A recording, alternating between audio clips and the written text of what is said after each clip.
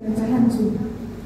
नेपालको वामपन्थी तथा लोकतान्त्रिक आन्दोलनका शिखर व्यक्तित्व, नेपाली क्रान्तिको कार्यक्रम तथा मार्गदर्शक सिद्धान्त, जनताको बहुदलीय जनवादका प्रणेता जननेता मदन भण्डारीका विचार, सिद्धान्त र योगदानको अध्ययन, अनुसन्धान, विश्लेषण र प्रवर्धन गर्ने उद्देश्यले मदन भण्डारी फाउन्डेसनको स्थापना भएको हो।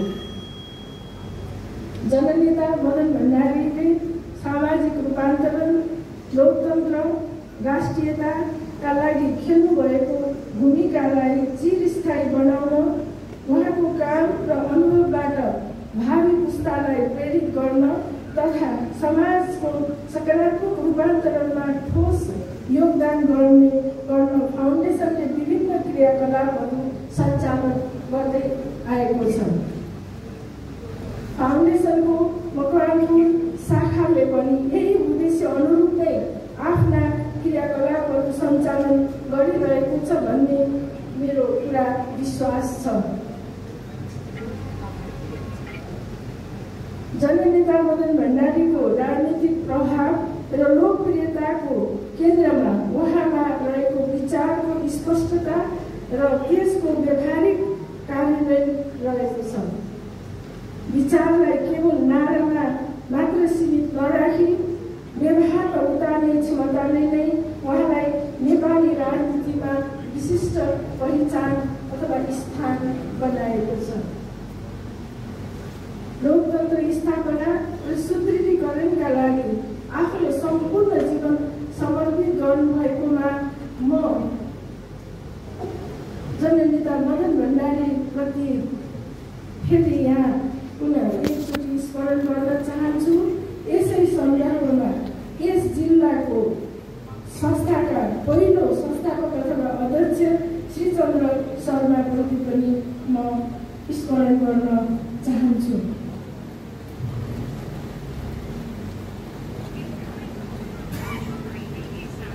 मदन भण्डारीले आफ्नो जीवनकालमा लामो समयसम्म राष्ट्रको सर्वाङ्गीण विकासको लागि अनवरत प्रयास गर्नुभयो। 46 सालको जनआन्दोलनको सफल सूत्रधारको रूपमा पनि हामी मदन भण्डारीलाई लिन सक्छौँ।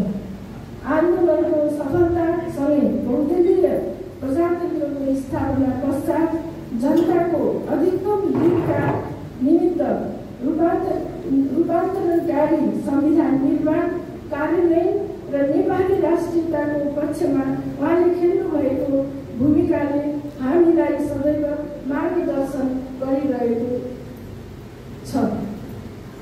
47 सालको संविधानमा उहाँले प्रस्तुत गर्नुभएका केही आलोचनात्मक मुद्दाहरू, जसलाई हामी 27 मुद्दाको रूपमा पनि स्मरण गर्दछौँ, त्यसको महत्त्व 65-63 को आन्दोलनपछि स्थापित हुन गएको छ। ती बुदाहरू नै नेपालमा राज संस्थाको अन्त्य र सङ्घीय लोकतान्त्रिक गणतन्त्रको आधार बन्न पुगेका छन्। फलस्वरूप आफ्नो संविधान आफै बनाउने दशकौँदेखिको जनताको चाहना पछि आएर पुरा भएको छ।